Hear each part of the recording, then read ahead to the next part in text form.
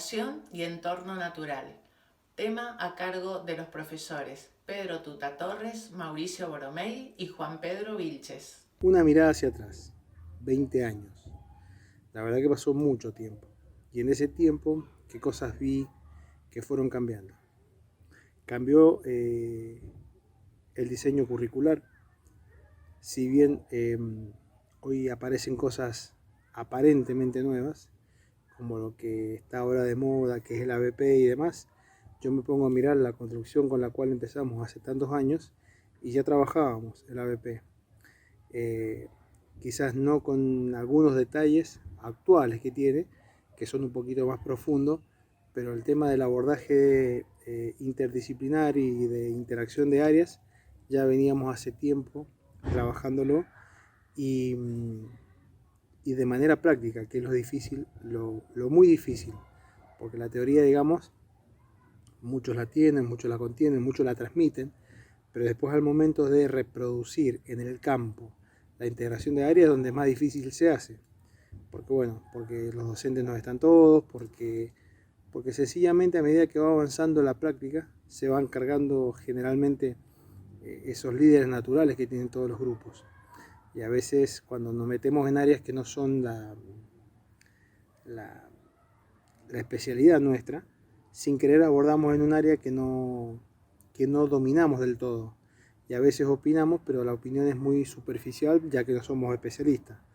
Por eso la importancia de, en el terreno, trabajar con los especialistas de cada área que va a intervenir. Eso creo que es el gran desafío. ¿Sí? Eh, Mirando hacia atrás, también socialmente digo que hay un cambio cultural respecto al uso de los espacios naturales. Felizmente y con mucho agrado veo que la gente que antes, los que somos un poquito más grandes, decíamos que el mendocino vivía eh, a espaldas de la montaña y las actividades en la montaña. Hoy, 20 años después, debo decir de que ha explotado la actividad como el senderismo, como los grupos de running, los grupos de mountain bike, los grupos de excursionismos y me agrada mucho, independientemente de algunos problemas que esto trae acarreado, ¿no? Pero ya el hecho de que la gente haga viva el hecho de relacionarse con el medio y con la naturaleza ya es muy bueno. Después habrán otros temas o problemáticas que reparar y arreglar, pero inicialmente es muy bueno. Otro de los grandes problemas que veo al día de hoy es que los chicos, por la falta de espacios culturales y por la falta de tiempos laborales de los padres, es como que cada vez se han alejado un poco del quehacer de la calle cotidiano, del juego y de la creatividad, y se han abocado más a la herramienta informática, lo cual no es malo, pero sí es malo el tiempo y el abuso de esta herramienta. Entonces, hoy en día nos encontramos con chicos en el campo cuando vamos a hacer la actividad que están entrenados en lo que es la respuesta inmediata del proceso que ellos vivan, muy superficial, inmediato y rápido. Entonces, cuando por ahí proponemos actividades que son un poquito más, eh, que llevan un poco más de trabajo para poder materializar y realizar la actividad, es donde generalmente se nos empiezan a desmoronar si el pico de la motivación no es alto. Entonces, sí tengo que decir que actualmente hay una modificación importante respecto a lo que es el diseño de la actividad. Ahí es donde hay que trabajar fuertemente para que los chicos sigan motivados y logremos la vivencia deseada de ellos en la naturaleza. Y un poquito para ir cerrando y no filosofar en una serie de cosas, me sigo planteando cuánto disfruto de la actividad en la naturaleza y realmente para mí sigue intacto ese fuego y sigue intacto ya sea con los míos familiarmente y con los alumnos que uno desea que vivan, que realmente tengan esa vivencia. Eh, yo creo que no hay nada que lo pueda igualar. Lo que es vivencial y lo que es el desarrollo como un aprendizaje significativo que sirva para la vida, un objetivo que llevo matrizado a fuego, que surgió por allá en colonias educativas hace muchos años, que creo que sigue tan vigente al día de hoy porque realmente es eso, un aprendizaje significativo para la vida. Eso es lo que genera la actividad de la recreación en el entorno natural. Volver a pasar por el corazón, recordar esto que ha sucedido hace 20 años. Y quiero empezar con esto. Los científicos dicen que estamos hechos de átomos, pero un pajarito me contó que estamos hechos de historia.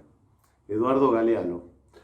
Cuando pensaba en la propuesta que me acercan, se me vino inmediatamente este texto de Eduardo Galeano, pensando en que somos seres históricos, ¿no? Y que con toda esta historia y todos estos 20 años nos encontramos hoy, en mi caso, con un nuevo Mauri y con una nueva sociedad, ¿no? En aquel momento me tocó, junto con el Pedro Tuta Torres y la Laura Costanzo, compartir nuestra experiencia en las colonias educativas de la dirección de escuelas.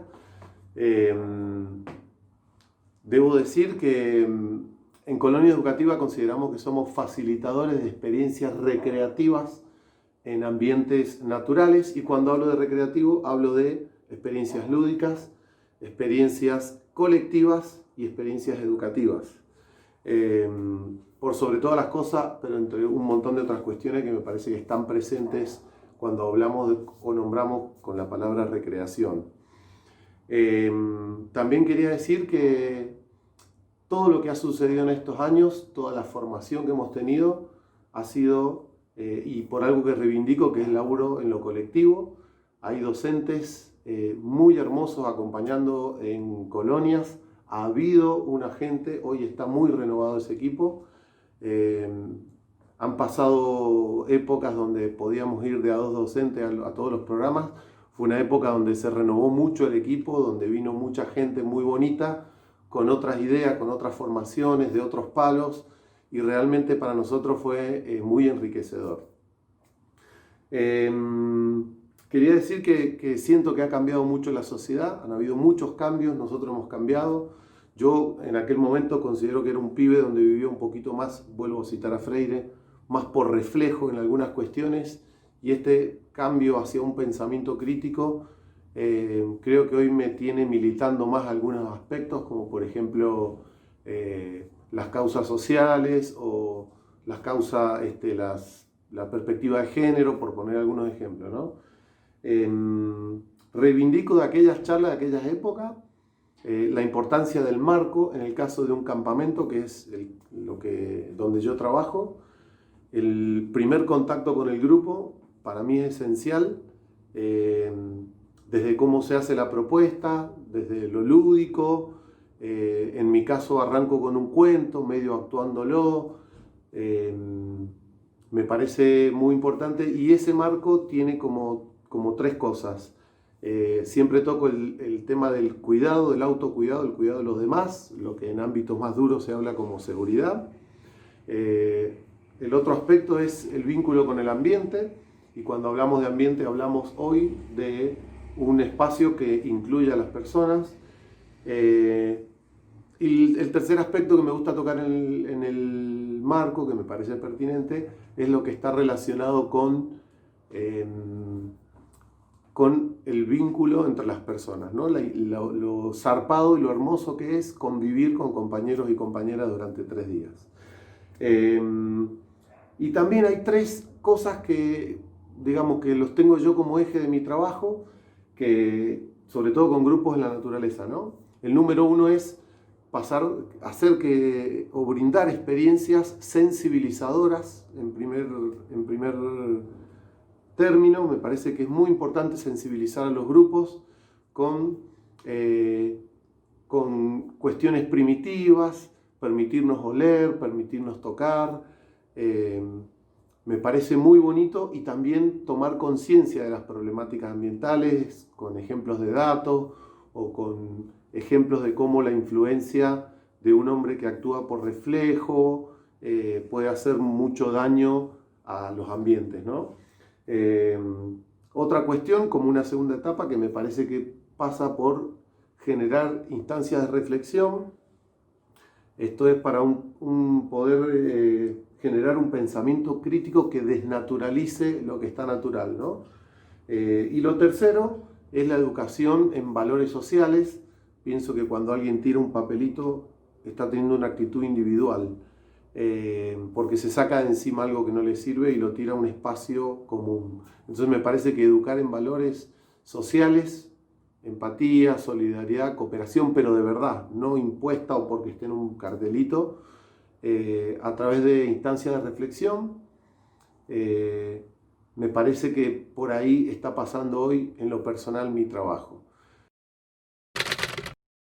Encontré, releyendo el texto ese, que alguien tuvo la amabilidad y la certeza de poder escribir, me encontré con 3 palabras, ¿no? y una variable más que las atraviesa. Una de estas palabras es proceso.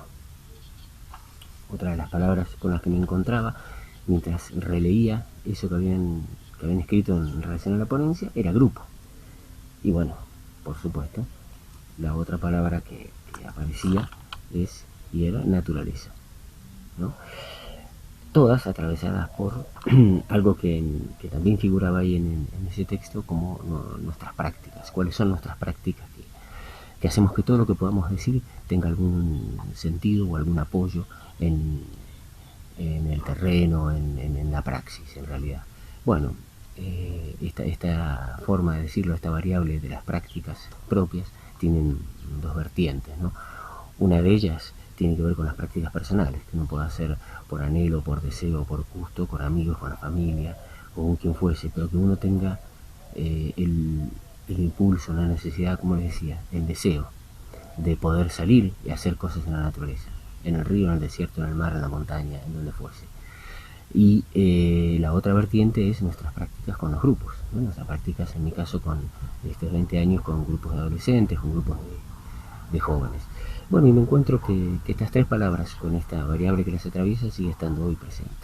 Sigue estando presente con la más o menos profundidad que se le pueda dar, con la más o menos intensidad que uno pueda lograrla hoy en día.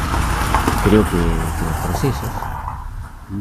los procesos son esenciales para lo que me manifestaba en aquel momento de la educación en la naturaleza, bajo el título de vida en la naturaleza, como la educación física se lo conoce, claro.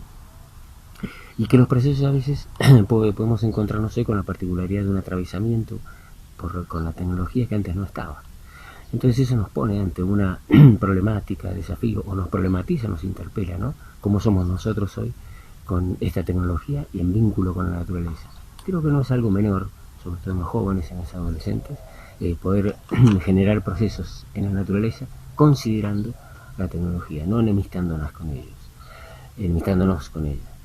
Así que bueno, ¿no? en esos desafíos, en esas problematizaciones personales, grupales y en estos procesos que son los que uno va a sostener como lo esencial para poder lograr educación en la naturaleza, para poder lograr educación para la vida en la naturaleza, como en aquel momento hace 20 años atrás decía.